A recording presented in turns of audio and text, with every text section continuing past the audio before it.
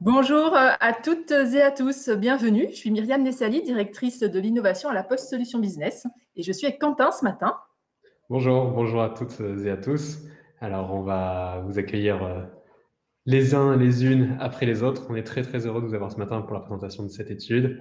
On va également vous diffuser les slides très rapidement. On va demander à Romain s'il y a possibilité de diffuser ces slides.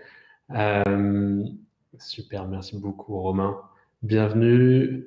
Alors, vous êtes plus de 600 inscrits, donc ça va arriver progressivement. Je vois le nombre de personnes qui se connectent qui grandit rapidement. Merci à toutes, et encore une fois, et à tous d'être présents.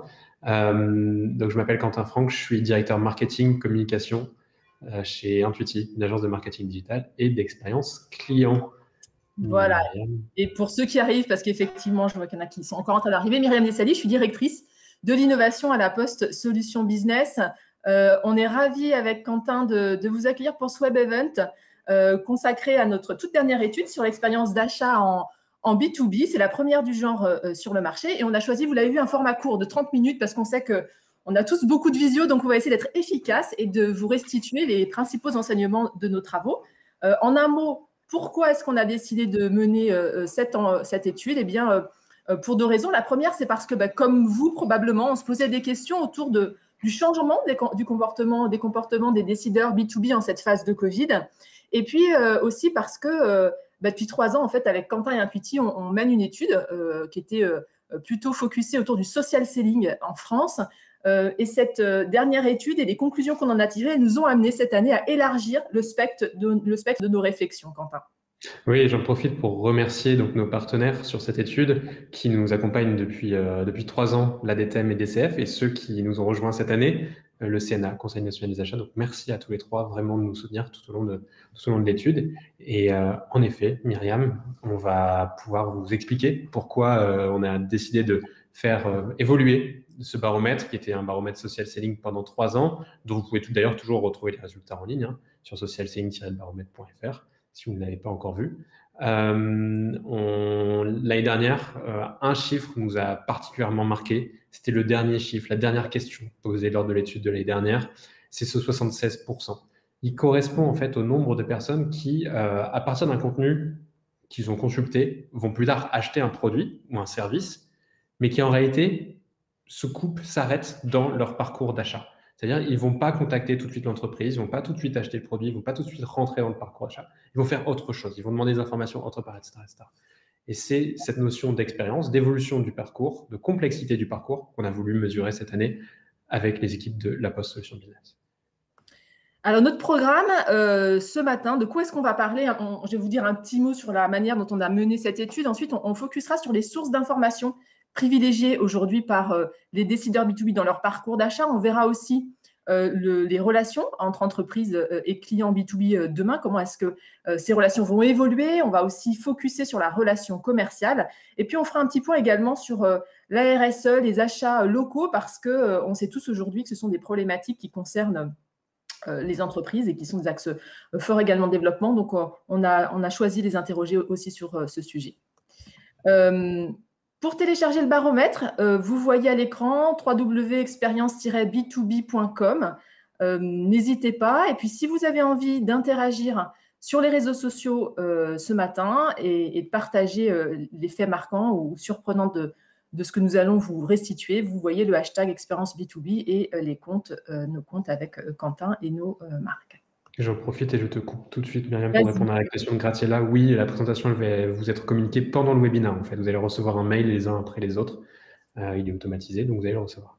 Méthodologie et échantillon.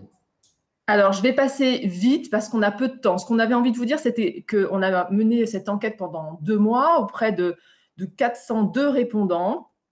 Et l'échantillon, il est représentatif en termes de fonctions. Toutes les fonctions sont représentées. Vous voyez qu'on a notamment presque un tiers de direction générale. Les tailles d'entreprise sont toutes représentées. Les âges également. Il y a des hommes, il y a des femmes. Et puis, on leur a demandé également à ces décideurs s'ils achetaient du produit, du service. Je ne vous détaille pas tous les chiffres à l'écran, ce serait trop long, mais vous voyez qu'on a plus de la moitié d'entre eux qui achètent les deux. En termes de panier d'achat, alors on a des très petites sommes jusqu'aux très grandes.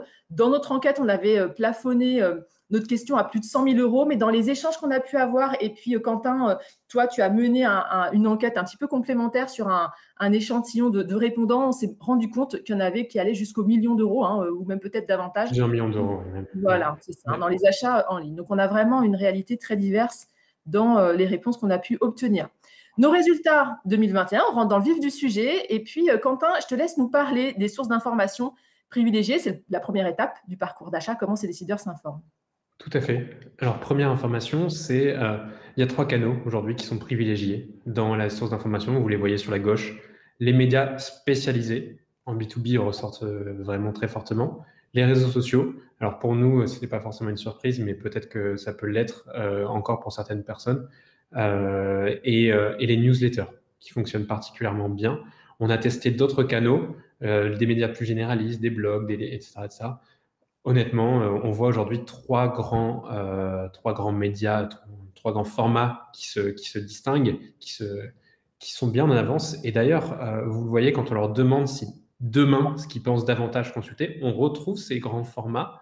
On voit également apparaître la vidéo qui est très demandée pour demain et les podcasts que vous voyez déjà à 35%, sachant que ces grands formats, notamment les médias spécialisés et les réseaux sociaux, ont d'autant plus d'attentes et sont d'autant plus attendus que le panier d'achat est élevé. Donc ça, c'est très intéressant à noter.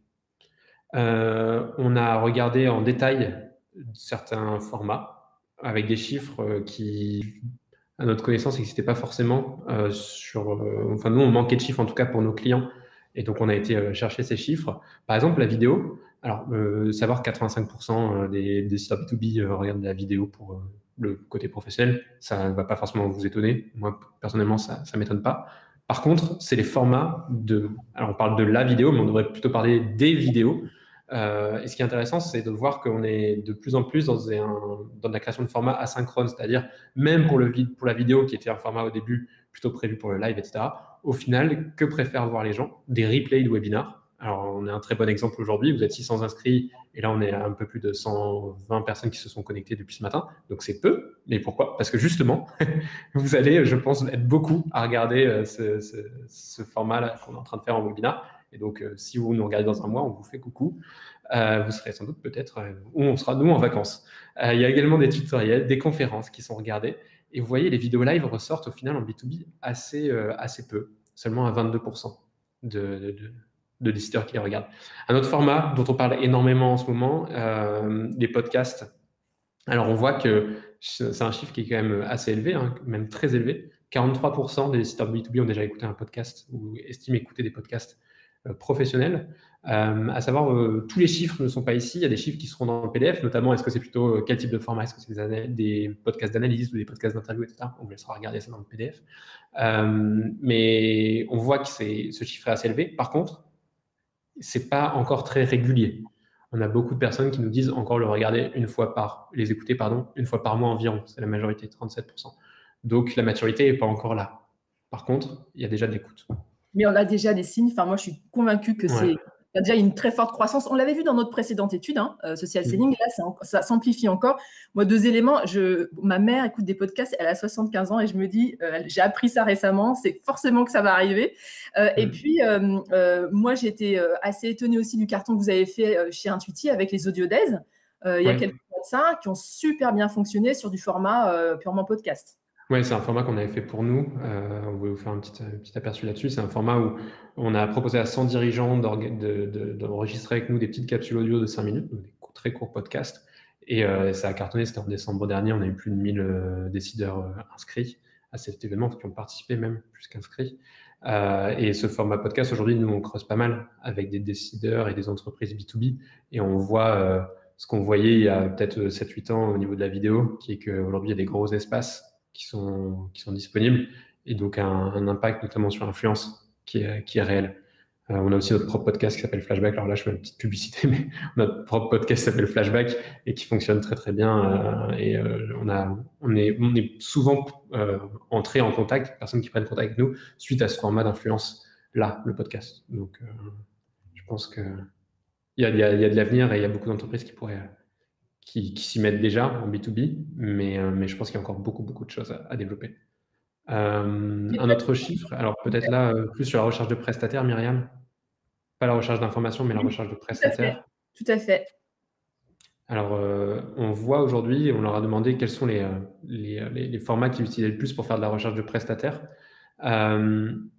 Sur la recherche de prestataires, on n'est pas étonné de voir que c'est les moteurs de recherche. Alors, c'est les formats digitaux, là. On reviendra après sur les formats physiques ou offline, si vous voulez. Sur les formats digitaux, on voit que les moteurs de recherche ressortent le plus. C'est pas très étonnant. Les réseaux sociaux ressortent quand même beaucoup. 1 sur 2 qui consultent. Moi, ça me paraît... C'est beaucoup. D'année en année, on voit ce chiffre croître. Et alors, il y a un autre chiffre qui est les plateformes de référencement. Alors, je vais te laisser commenter ce chiffre-là, Myriam, qui Oui, vraiment m'étonne beaucoup. Oui, moi aussi, je ne m'attendais pas à ce qu'on ait un tel score, 42%. Alors, en même temps, c'est vrai que quand je l'observe ma propre pratique, c'est vrai que moi-même, je commence à regarder les plateformes de freelance, etc., pour des besoins que je peux avoir. Je pense que c'est effectivement un format qui va beaucoup se développer et qui pose, c'est une désintermédiation des agences, d'une certaine manière, ça pose la question de la valeur des agences demain par rapport à ces rapports directs avec des prestataires qui arrivaient en sous-traitance jusqu'à présent.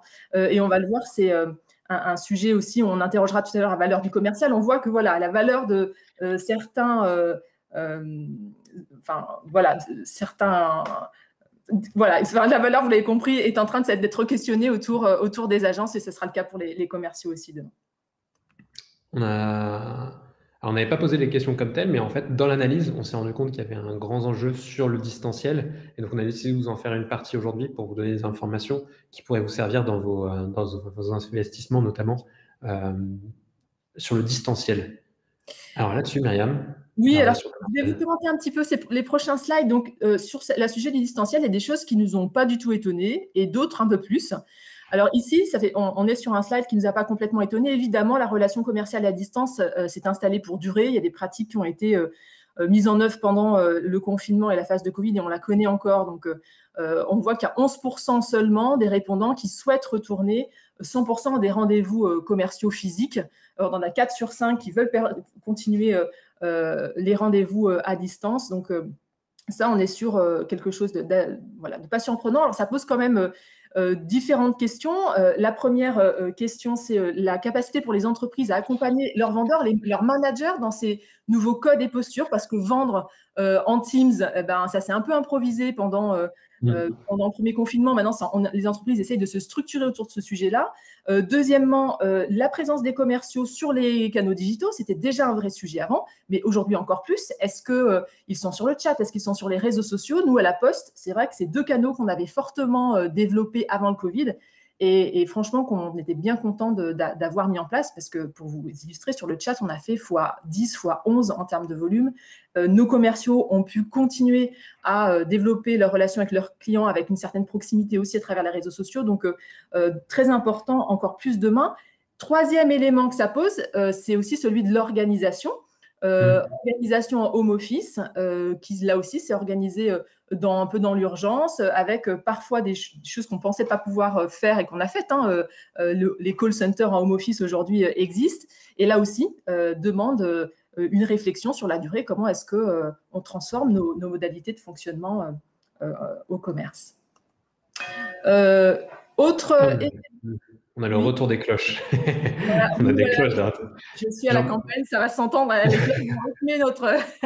Je profite des cloches pour dire que les questions qui nous sont posées dans le chat, n'hésitez pas vraiment à les mettre. On y répondra à la fin parce que c'est souvent des questions de précision. Donc, on prendra un temps à la fin pour y répondre. Mais n'hésitez pas à les mettre tout de suite.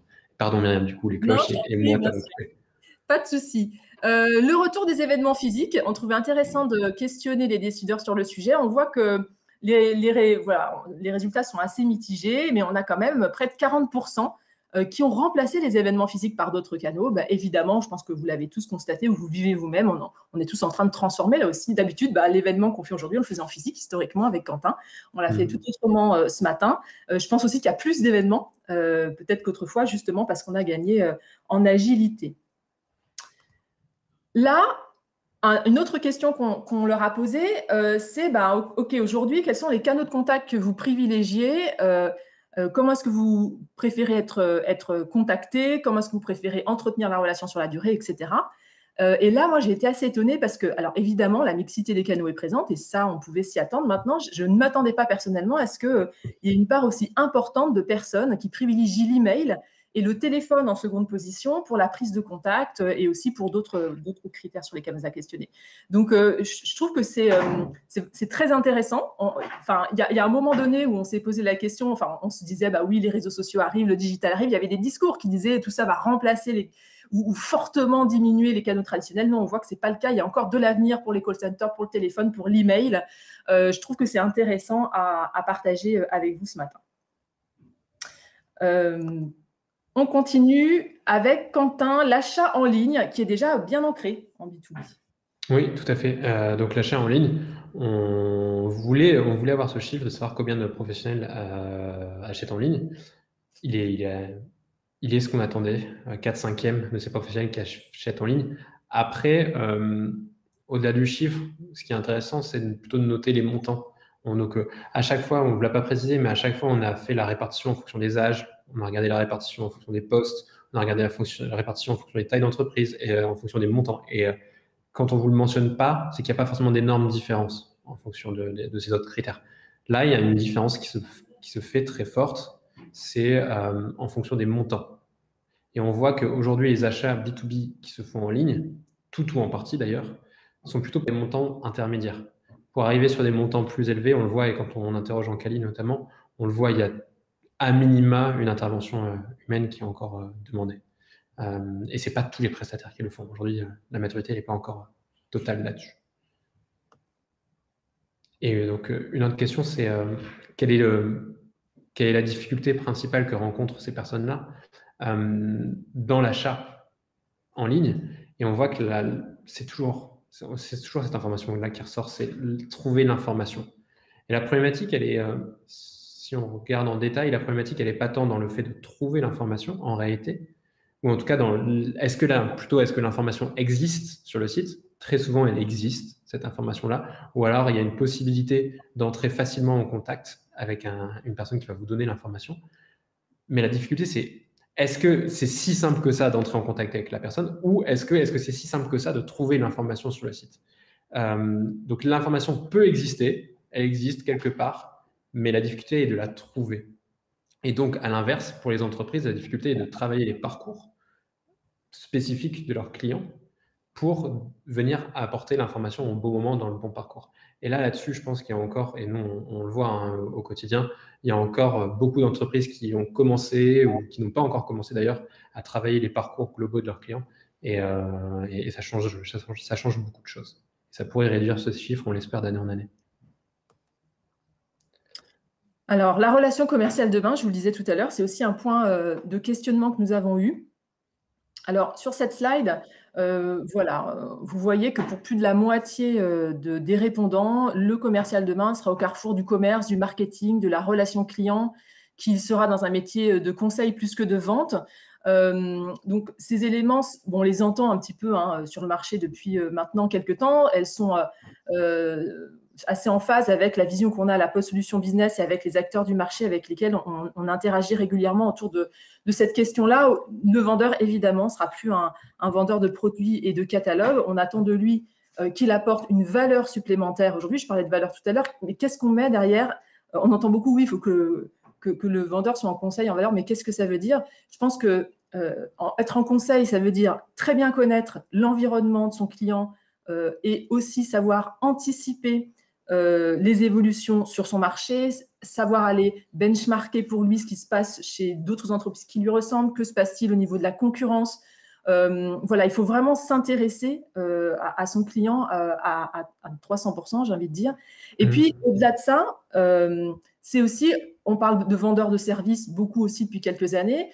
Vendeurs de services, alors je trouve que souvent on entend vendeurs de services autour du packaging de solutions. Certes, moi, j'entends le mot service un peu dans son sens premier. Comment est-ce que je peux rendre service à mon interlocuteur? Comment je peux être créateur de valeur comme ça? Par exemple, parce que je vais le connecter avec un interlocuteur que j'ai dans mon réseau et qui va l'aider sur ces problématiques, même si moi, en tant que vendeur, je n'ai rien gagné. Comment est-ce que je peux être le connecteur? C'est Philippe Gabillier qui dit ça. Hein. On crée de la dynamique sociale, on crée sa chance en étant le connecteur. Moi, c'est quelque chose auquel je crois beaucoup et particulièrement dans le métier de commercial demain. Alors, un chiffre qui t'a pas forcément fait très plaisir, celui-ci. Vous l'avez entendu, je m'occupe de l'innovation, donc évidemment, j'avais très, très envie de questionner les décideurs autour de leur vision de l'intégration des nouvelles technologies dans la relation commerciale. Alors, les bots, effectivement, sont perçus avec scepticisme. Hein. On a un quart des répondants qui estiment que l'arrivée des bots est une bonne chose. On a 29% qui trouvent que c'est un réel danger. Donc, alors, comment est-ce qu'on peut expliquer ces chiffres? Moi, je pense que c'est parce qu'aujourd'hui, finalement, on a peu de concret autour de ce sujet dont on parle beaucoup, ou peut-être que moi, j'en entends parler beaucoup parce que je suis dans l'innovation, mais en tout cas, c'est le sentiment que j'ai. Finalement, des expériences réussies, on n'a peut-être pas eu tant que ça aujourd'hui. Moi, je sais que voilà, dans la relation client notamment, les bots auxquels on peut avoir affaire sur le marché, on n'est pas toujours complètement satisfait. On a parfois des bots qui tournent en rond, etc. Et c'est une interprétation personnelle, mais je suis assez convaincue que ceci explique cela et que voilà, tant qu'on n'aura pas eu une pleine certitude de l'apport des bots et un vrai niveau de maturité du sujet sur le marché, on continuera à avoir du scepticisme. Je pense qu'il y a aussi une crainte des commerciaux parfois que les bots remplacent leur activité. Nous, un message qu'on passe à la Poste Solutions Business, c'est qu'évidemment, l'idée n'est absolument pas là. L'idée, c'est plutôt de simplifier la vie des vendeurs en automatisant des tâches sans valeur pour eux et pour le client qui sont parfois complexes et pour leur donner le temps de se consacrer à ce qui est important et ce qu'on vient de voir juste avant sur la valeur qu'on peut apporter à son client. On a questionné autour des nouvelles technologies, autour de l'intelligence artificielle et plus spécifiquement du vocal.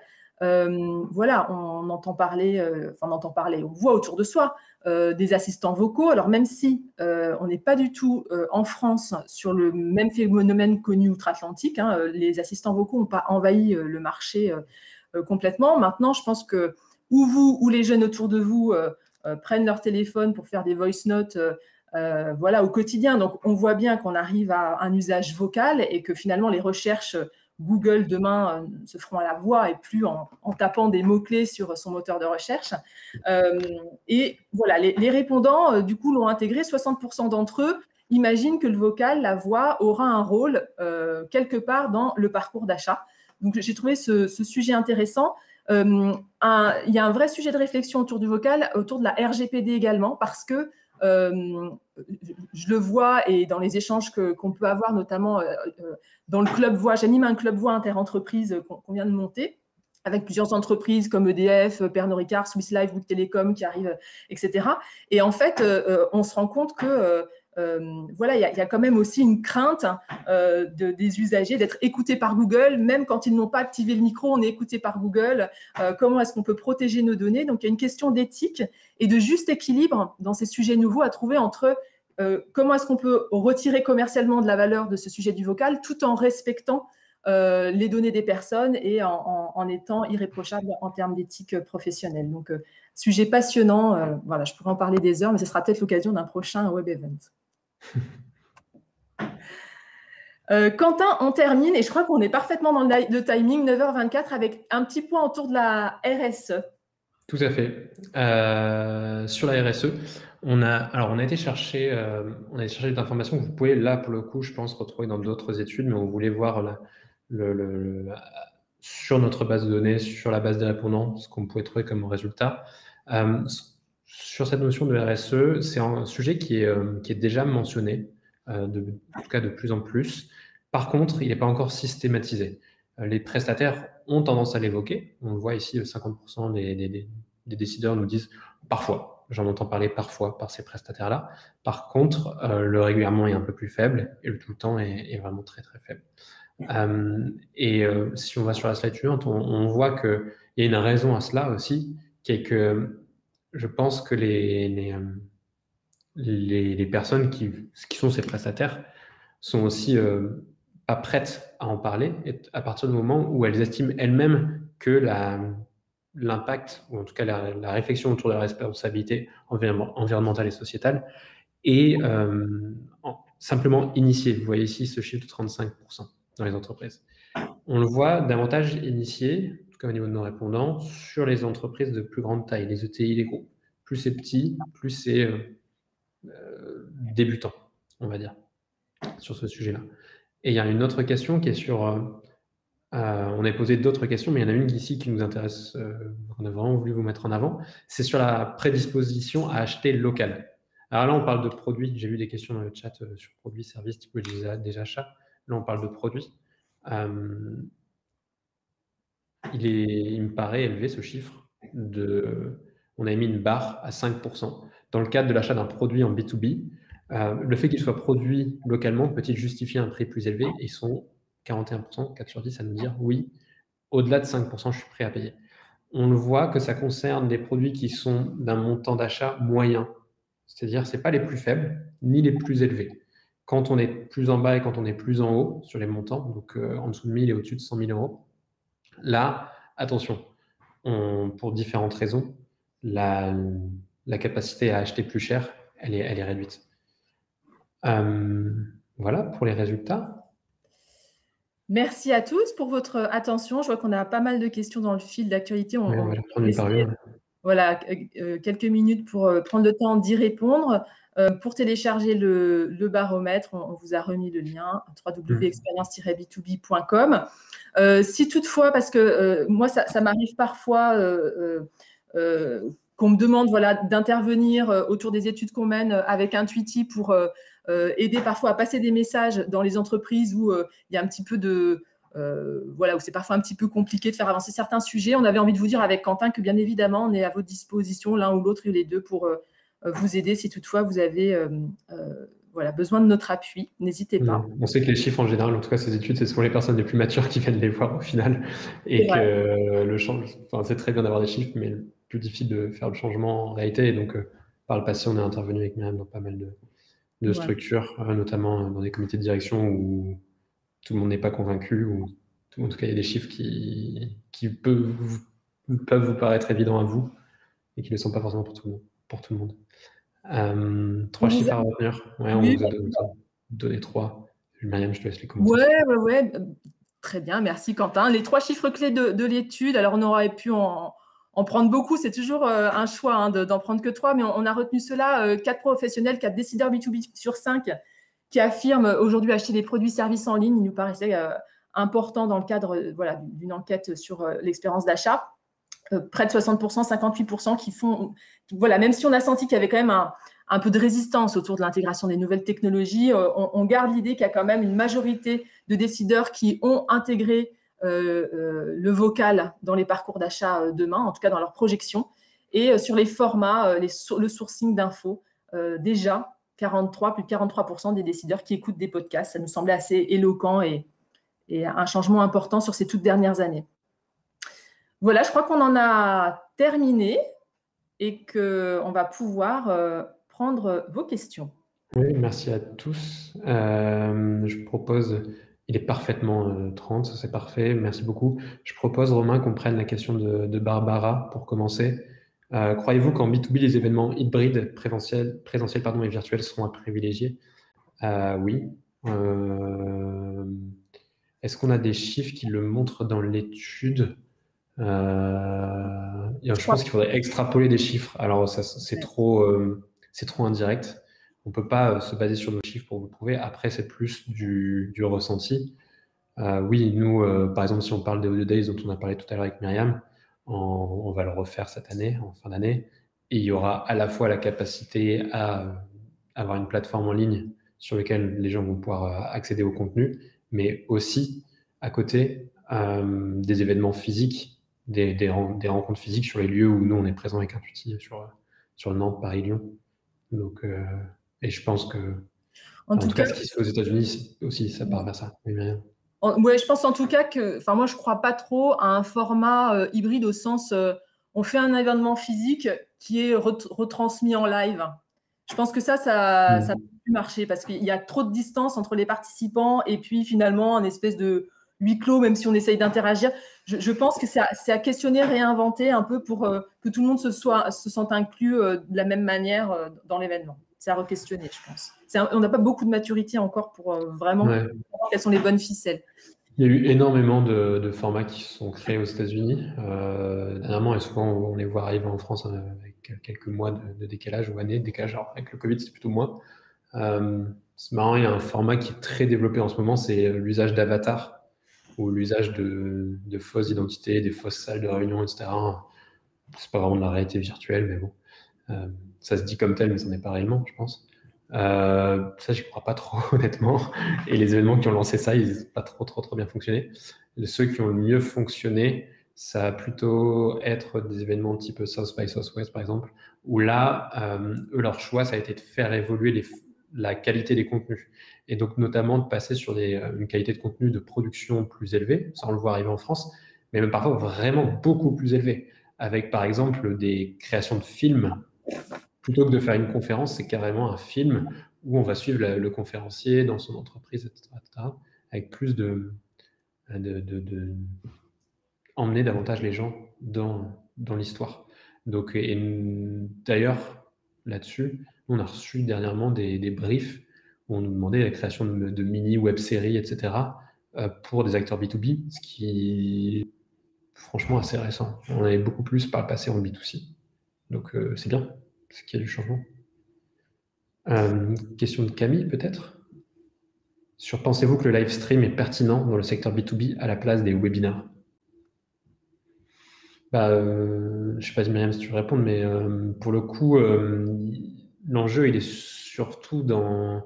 Alors, tout dépend en plus ce que vous entendez en différence entre live stream et webinaire, mais on l'a vu sur l'une des réponses qui était le temps asynchrone, l'importance d'être capable de redonner à un moment, que ce soit l'envoyer après, ce qui est le cas là, vous allez recevoir après l'enregistrement, mais aussi peut-être si, notamment dans toutes les notions de marketing automation, une personne qui, par exemple, une personne qui, dans notre cas, dans 3 ans, ou peut-être pas dans 3 ans, dans 3 mois, va télécharger ou va lire un article ou va télécharger quelque chose sur le parcours d'achat B2B, nous, chez Intuition, on sera heureux de lui donner quelques semaines plus tard, quelques jours plus tard, cette présentation que vous avez vue aujourd'hui. Donc, être capable de redonner derrière, je pense que c'est ça l'enjeu. Je ne sais pas si tu partages ça, même. Oui, je suis assez d'accord avec ton analyse, Quentin. Ouais, tout à fait. Sandrine, est-ce que par blog, vous entendez la création de contenu par des articles de fond sur les sites internet? Un blog, c'est plutôt Quentin qui va être spécialisé de la question, mais dans mon esprit, c'est plutôt un espace en soi où on va essayer justement d'être complémentaire à ce qu'on peut trouver sur le site, potentiellement plutôt dans une démarche d'inbound où on va partager d'autres éléments que des éléments marques pour essayer d'attirer son interlocuteur de façon un peu différente, sur des sujets un peu périphériques ou même très, très démarqués de la marque. Moi, je crois beaucoup à ça, et c'est ce qu'on fait notamment en social selling. Il y a une proportion assez importante de partage qu'on propose à nos commerciaux sur ces espaces qui concernent les tendances, l'innovation, le digital. Alors, on s'attache toujours à ce que ça puisse parler aux différents interlocuteurs de nos commerciaux, mais l'idée, oui, c'est plutôt dans l'idée du blog d'avoir un espace en soi qui est complémentaire du site internet. Ouais, le taux est très faible, effectivement, pour une raison qui, je pense, est que donc le taux de personnes qui consultent des blogs est très faible, oui, parce qu'aujourd'hui, les gens font la différence entre un blog qui est plutôt un récit d'une entreprise, etc., où l'entreprise va parler d'elle-même versus la création d'un vrai média. Et à l'inverse, on voit que les médias spécialisés sont très, très demandés. Quand je suis désolé, je vais reprendre notre exemple. Est-ce que j'ai un autre exemple? Oui, alors je vais prendre 3 exemples. La Poste, pour le coup, on peut vous reprendre avec la création du Hub, Malakoff Humanis avec le comptoir de la nouvelle entreprise, et nous, Intuiti, avec Decrypt. Ces 3 médias sur lesquels des journalistes interviennent et ils font un travail de prise de recul sur des choses qui ne sont pas forcément de l'actualité. Vraiment, c'est de la prise de recul. Donc là, on va creuser les choses.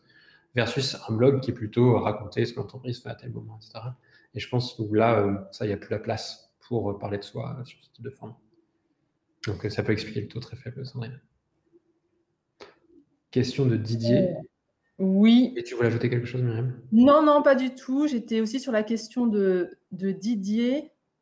Donc, est-ce qu'une visite virtuelle ou une vidéo à 360 degrés est un support qui peut aider dans le parcours en permettant de téléporter son interlocuteur dans votre univers pour valoriser un savoir-faire? Une visite virtuelle en mettant, pour moi, tout peut avoir du sens si c'est bien fait, j'allais dire. Oui, pourquoi pas. Moi, je pense que visite virtuelle pour catapulter dans notre univers. Après, si on est dans une idée de push from scratch, si on a un parcours qui est pensé à 360 avec différents canaux, avec une tactique d'approche, avec potentiellement d'une démarche inbound, et où à un moment donné on propose ça parce que ça a du sens dans le parcours, bien sûr, j'ai envie de dire tout est possible. Après, c'est dans la manière de le faire, je pense que plus dans le format en lui-même. Je continue à remonter.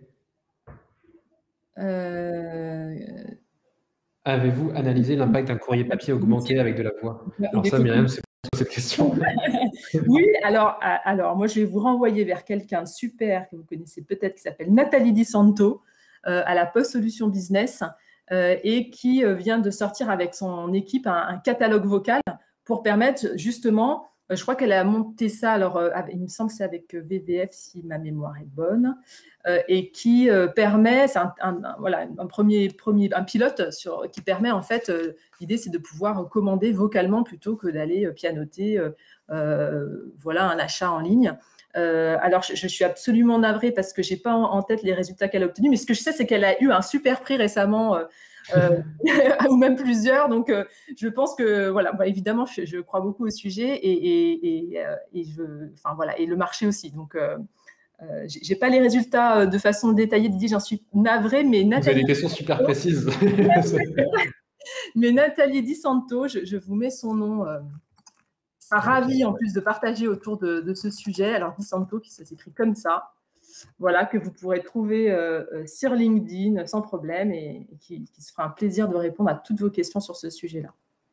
Après, c'était davantage... Alors, on va redescendre pour rechercher une nouvelle question, mais il y avait des questions sur la typologie des répondants. Sur les achats en ligne, avez-vous des éléments sur la nature des achats au-delà des montants? Alors, on a distingué services et produits. On a choisi, pour des raisons d'études, de simplification de l'étude, de ne pas aller au-delà des produits. Par contre, quand on voit des entreprises, par contre, quand on voit les entreprises répondantes, il y avait vraiment de tout. Il y a aussi bien de l'industrie que de la cosmétique, il y avait vraiment tout type que... Et donc, quand il y a besoin dans l'étude, notamment sur la version PDF, vous allez voir qu'il y a une distinction qui est faite entre le produit et le service. Je pensais par exemple à l'achat local. Là, effectivement, on n'a pas posé la question sur du service local parce que c'est trop différenciant en fonction de quel type de service vous allez acheter. Et ça peut être valable aussi sur du produit, mais on a quand même été rechercher l'information. Alors, une question d'Alex. Bonjour, dans la relation commerciale, il manque 28%. S'agit-il d'une répartition trop détaillée et non significative? Alors, je suis désolée, Alex, mais c'est à quel slide? Moi, je vois de quoi il s'agit. La question était, une fois la crise sanitaire terminée, pensez-vous continuer à réaliser vos rendez-vous commerciaux à distance? Effectivement, il y avait 28% qui n'étaient pas mentionnés parce que c'était des personnes qui n'avaient pas mentionné le montant d'achat. Et donc, on les a pas mis dedans. Et effectivement, quand on relit la slide, c'est qu'on a vu votre question, je dis, effectivement, c'est pas super clair. Par contre, je peux vous redonner les chiffres. Si on extrait ces 28%, donc Pauline, qui est dans mon équipe, qui est à côté de moi, a fait rapidement en enlevant les chiffres, ça donnerait, une fois la crise sanitaire terminée, pensez-vous continuer à réaliser vos rendez-vous avec des commerces à distance si on enlève les personnes qui ne sont pas répondu, dont on n'avait pas le montant des achats? On arrive à oui parfois 44%, oui très régulièrement 31%, et ensuite les autres sont tous en dessous de 10%. Donc on reste sur bien sûr sur le même ordre d'idée qui est le parfois et très régulièrement qui ressortent, et surtout parfois qui ressortent. Mais encore une fois, c'est le oui toujours est en dessous de 10%. Plateforme de référencement pour les produits ou pour les services, c'est pour les deux. C'est pour les deux. On on en voit émerger de plus en plus. Myriam, toi, tu as notamment pas mal réalisé de benchmark là-dessus, sur les plateformes de référencement services produits existantes. Je sais que tu commences à te spécialiser aussi là-dessus, mais on en voit émerger sur tous les milieux. Ce qu'on remarque sur cette notion de plateforme de référencement et qui est vraiment très important à prendre en compte, c'est le montant des achats. C'est des plateformes qui n'existaient pas. Enfin, si elles existaient, mais alors sur des formats très particuliers, il y a quelques années. Là, elles commencent vraiment à se démocratiser. Par contre, on commence par les achats les plus faibles. On le voit, nous, sur le milieu des agences. Il y a des acteurs de référencement des agences qui existent. Par contre, c'est pour des typologies d'achats qui sont souvent de quelques centaines, quelques milliers d'euros. C'est j'ai besoin d'un créatif, j'ai besoin, etc. Donc, ils sont venus par les freelances et aujourd'hui arrivent sur des entreprises plus classiques.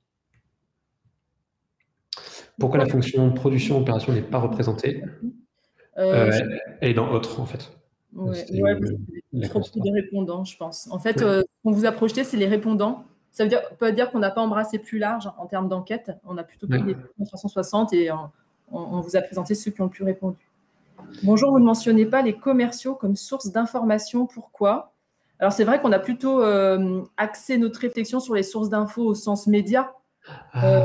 Voilà. Après, les commerciaux peuvent être une source d'infos et je suis au commerce, donc je suis bien placée pour le savoir. Après, c'est vrai que voilà, on aurait pu. Enfin, je le prends comme point. On a pensé à des formats. Format média, on n'a pas pensé au commercial. C'est vrai que, enfin, peut-être à tort, hein, mais je me dis spontanément, moi, si je prends ma casquette directrice innovation, si j'ai besoin de me donner des idées, je me dis pas spontanément, tiens, je vais appeler mes prestataires, mais peut-être que j'ai tort. C'est une bonne question parce qu'on avait ce chiffre quand même l'année dernière. Hein. Dans le baromètre Social Selling, on avait été chercher cette information de savoir si vous avez un problème, qui est-ce que vous contactez. Et la très grande partie partait sur de la recherche, en fait, sur de la recherche en ligne ou sur de la recherche dans des plaquettes notamment. Et l'appel au commercial ne faisait pas partie des chiffres qui ressortaient de plus. Donc c'est peut-être pour ça que cette année on l'a pas mis. Mais ça reste pour le coup une très très bonne remarque. Nous, on prend très volontiers tout ce que. C'est pour ça que pour cette séquence de questions-réponses, elle est très précieuse pour nous, parce qu'on est sur notre année 1 sur ce baromètre, et en fait, sur cette étude. Et voilà, toutes vos remarques vont nous permettre de creuser les angles qui vous semblent les plus intéressants, de rajouter ou de re-questionner des questions qu'on avait imaginées. Là, l'idée, c'était de faire un peu un tour d'horizon à 360. Et l'année prochaine, prendre peut-être un parti pris, d'améliorer ce qu'on a pu faire cette année. Donc, merci pour vos remarques. D'ailleurs, je serais intéressé pour avoir en commentaire dans le chat, pourquoi pas les sujets que vous aimeriez qu'on creuse davantage l'année prochaine. Ça peut être dans le chat, ça peut être aussi par réponse aux mails qu'on vous envoie. Et à l'inverse, les sujets qui vous ont les plus marqués dans cette étude. On sait que... alors moi, j'ai déjà eu l'occasion de la présenter en avant-première à certains clients de l'agence pour la tester aussi, et aussi aujourd'hui, on a fait évoluer des choses par rapport à ces premières informations. Mais je sais que notamment le rapport physique-digital avait beaucoup marqué, les canaux d'influence avaient aussi beaucoup marqué. Donc n'hésitez pas à nous dire en commentaire s'il y avait des chiffres qui vous marquent, ou à l'inverse, si vous manque des informations et que vous aimeriez qu'on aille les chercher, potentiellement dans la base qu'on a déjà existante, ou l'année prochaine. Concernant les newsletters, celles qui sont regardées sont celles des médias traditionnels, type Presse Pro ou des annonceurs. Pareil. On n'a pas été rechercher l'information, mais on n'a pas le détail, mais là-dessus, il n'y a aucun doute sur le fait que ce soit les deux. Pour le coup, ça, c'est un sujet que j'aime beaucoup creuser, aussi bien pour l'agence Intuitive, mais aussi pour nos clients. Et il n'y a pas de différence. C'est-à-dire que la plus grande difficulté est de réussir à passer, notamment pour les entreprises, d'un format très push, très descendant à tiens, l'entreprise, je viens de donner cette information-là, à quelque chose d'informatif qui donne de la valeur, qui crée de la valeur et qui notamment aide, ça peut être dans la veille, dans les informations. Là-dessus, vous avez un très bon exemple. Je me rappelle d'avoir fait une interview avec Fanny Auger. Alors désolé, c'est pas du B2B pour le coup, c'est du B2C, c'est chez Nature et Découverte. Et elle explique l'évolution de leur newsletter pendant le confinement. Donc, c'est un podcast qu'on avait fait avec elle sur le format Flashback, où elle explique vraiment pourquoi ils ont fait évoluer leur newsletter, comment ils sont passés de newsletter très produit à une newsletter beaucoup plus inspirationnelle. Et il y avait des taux notamment des chiffres qu'elle mesure forcément, c'est le taux d'ouverture, qui avait pris une dizaine de points en plus sur quelques mois. C'est vraiment pas mal. Alors, je vois dans le fil que c'est formidable parce que la réponse à la question du catalogue vocal a été donnée.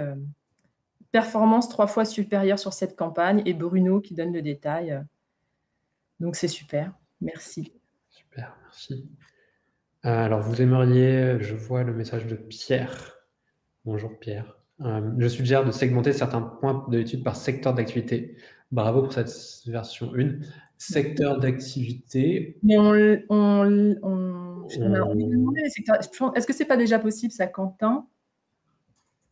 Parce qu'on demande le secteur d'activité dans le profil. Après, on demande le secteur d'activité dans le profil. On n'a pas fait l'analyse, mais on l'a en termes de profil. Par secteur, mais tous les secteurs d'activité sont représentés au global, mais en fait, sur les années précédentes, on l'a toujours fait. Hein. C'est assez classique la façon dont. Alors, certains d'entre vous ont peut-être répondu à ce formulaire d'ailleurs, mais c'est assez classique comme format. C'est-à-dire que on a une première partie du questionnaire qui permet de qualifier la base, et ensuite le questionnaire évolue en fonction de la base qualifiée.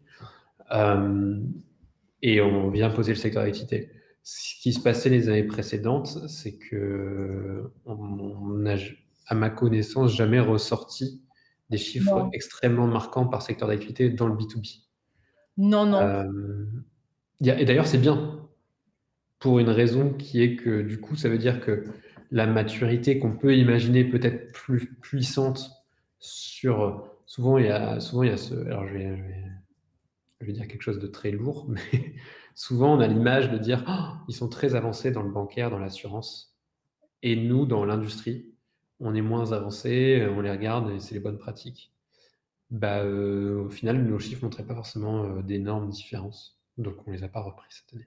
Après, là, je vois qu'il y en a plusieurs qui, voilà. Alors, je ne sais pas s'il y a un secteur en particulier pour lequel on regarde. Peut-être que, je ne sais pas, Quentin, tu nous dis, mais peut-être qu'on peut aller regarder. En fait, ce qui s'est passé aussi les précédentes années, c'est que c'est vrai qu'on complétait cette étude par des data vis, etc., qui étaient finalement, on va se le dire, pas forcément très utilisées de façon permanente. Donc, je trouve que ce qui est plus intéressant, c'est plutôt de répondre aux problématiques que vous avez.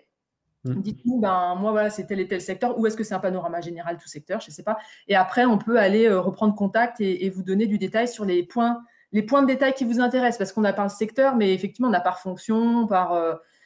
qu'est-ce que j'oublie? Ça peut être aussi un article. Voilà, on peut aller chercher des segmentations plus fines en fonction de vos problématiques. Donc, vous pouvez...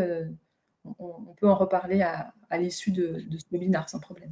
Ce qui s'est passé aussi, c'est que les années précédentes, cette étude avait été une base pour certains secteurs d'activité, et après on avait recreusé dans certains secteurs, on avait été là pour des prestataires. Nous, c'est les prestations qu'on fait. Un focus sur les services publics, contexte de sourcing des eaux. Ok. Ouais, ok. Ok. Inès et c'était Pierre, je crois. Ouais. Inès et Pierre, n'hésitez pas du coup à nous citer les secteurs qui vous intéressent. Christophe, j'aimerais à l'avenir une pondération entre sources d'information et notre crédibilité ou impact sur la décision future. Alors, je comprends pas. Je ne sais pas si même tu comprends. Alors, vous pouvez préciser ou... Ah, si, je pense que je comprends. Est-ce que du coup, la source d'information, si c'est par exemple une newsletter, est-ce que ça va avoir un impact plus fort sur la vente, sur la décision future? L'impact sur la décision d'achat. Alors, c'est une question qu'on avait posée dans le cadre de nos études sur le social selling, impact sur la décision d'achat des différents contenus. Et d'ailleurs, on avait vu que les contenus sur les réseaux sociaux étaient très impactants sur la décision d'achat, enfin beaucoup plus que ce qu'on aurait pu imaginer. Je crois qu'on était sur, dis-moi si je me trompe, Quentin, je fais peut-être 37% des décideurs qui avaient déjà réalisé un achat suite à un contenu. 36,7%, donc c'est exactement 37%. Voilà. 37% qui avaient réalisé un achat suite à la découverte d'un contenu sur les réseaux sociaux. Là, on était sur ce canal spécifique, mais en tout cas, ça permet de répondre en partie à votre question. Ce qui est sûr, c'est que Alors après, le type de source d'infos, donc je peux vous répondre sur les réseaux sociaux. Après, sur le reste, on n'a pas fouillé, mais on va prendre le point pour l'année prochaine. Ouais, en fait, Myriam avait dit une phrase tout à l'heure qui était sur on parlait des visites virtuelles 3D, etc. L'enjeu est dans la qualité du contenu produit. Il y a un chiffre qu'on ne vous a pas ressorti là cette année, mais qui l'année dernière l'année dernière, en fait, c'est un chiffre qu'on a mesuré pendant 3 ans et qui a jamais bougé, donc on a arrêté de le mesurer parce qu'on est fini par se dire qu'il ne bougerait jamais, qui est est-ce que les décideurs B2B sont satisfaits de la qualité des contenus publiés sur les réseaux sociaux? Pardon, même pas publiés sur les réseaux sociaux, pardon, produits par les entreprises, donc l'ensemble des contenus. Et ils sont d'année en année entre 38 et 40% à nous dire qu'ils sont satisfaits. Ça n'a jamais bougé. Ce chiffre n'a jamais bougé. Et là, la seule différence qu'on a, c'est pas les secteurs d'activité, par exemple, dont on aurait pu penser, c'est qui va lire ces contenus. Et les personnes qui sont les plus satisfaites, c'est les personnes qui font du marketing, de la communication. Donc en fait, les personnes qui produisent ces contenus, qui sont très satisfaites. Et à l'inverse, les directions générales, les directions techniques sont plus autour de 20-25% de satisfaction, donc très très faible. Et là, il y a un enjeu à créer les bons contenus, bien sûr à les mettre au bon endroit dans le parcours, pour répondre à votre question, Christophe, mais il y a un énorme enjeu sur la qualité du contenu encore et toujours. En tout cas, alors ça ne répond pas non plus complètement mais à votre question, mais juste un input supplémentaire. Nous, et avec Bénédicte qui est connecté aussi, on mesure l'impact des contenus partagés sur les réseaux sociaux par nos commerciaux. Toute notre force de vente est embarquée. Et en termes de reach et de clics, on se rend compte que les contenus, alors impact en termes d'achat, je ne peux pas vous dire, mais en tout cas qui permettent davantage de rentrer en conversation, sont, et je le disais tout à l'heure, sont plutôt des contenus tendances, des contenus périphériques à l'activité, enfin ce qui nous concerne, nous, de la Poste. Alors, ça ne veut pas dire que les contenus marques ne sont pas intéressants, attention. Hein.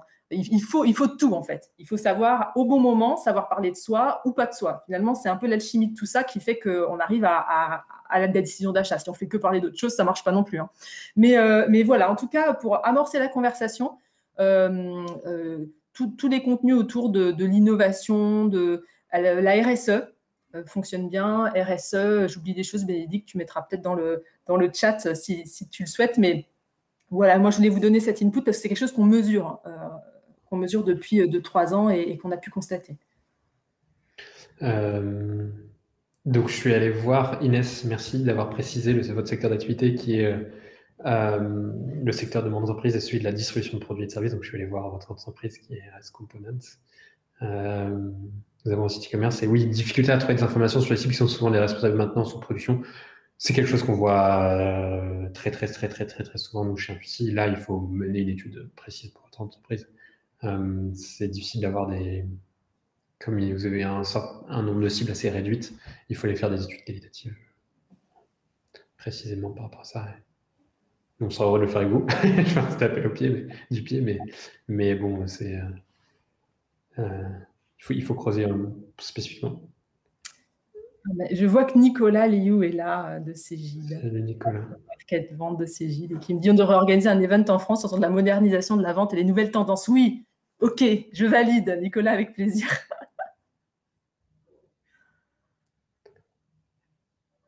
Nous avons du mal à trouver des infos sur les cibles qui sont souvent des responsables de maintenance ou de production. Oui. Ça, c'était le commentaire de Inès. Et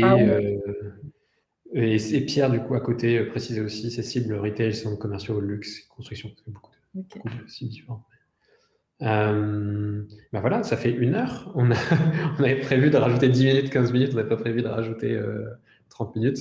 Je pense qu'on est pas mal. Merci beaucoup à toutes et à tous d'avoir été présents et d'être restés. D'ailleurs, vous êtes encore beaucoup à être restés longtemps après, donc c'est chouette. Est-ce qu'on peut vous apporter d'autres choses? Non, si ce n'est, n'hésitez pas à nous contacter. C'est une étude qui nous a, d'année en année, permis de rencontrer beaucoup de personnes, donc on sera heureux de continuer à le faire. Je pense, Myriam, je te laisse le mot de la fin. Je ne sais que conclure. Si vous voyez que je brode, là, je brode, oui. Oui, mais tu fais ça très, très bien. Écoute, moi, en tout cas, j'ai pris beaucoup de plaisir déjà à mener cette étude avec toi, Quentin, encore cette année, parce que, voilà, vraiment, voilà, c'est vraiment un plaisir de bosser avec Intuiti avec toi. Ça s'est peut-être ressenti dans notre web event. En tout cas, merci à tous aussi pour votre participation, toutes vos questions. Merci pour votre aide parce qu'elle nous aide aussi à avancer. Et puis, voilà, on vous l'a dit, on se fera un plaisir de poursuivre les échanges au-delà de cet event. On vous souhaite à tous une excellente journée, de très bonnes vacances pour ceux qui sont en vacances peut-être ce week-end. À bientôt. Les Merci. chanceux, les chanceuses. Bonnes vacances à toutes et à tous. Au revoir. Au revoir Muriel, au revoir Laurent. C'est très chouette de voir tout le monde. Tu veux plus les Pierre, quitter? merci. Non, je dis au revoir. Au revoir à tout le monde. Au revoir, papa. Allez, merci. Au revoir à tous.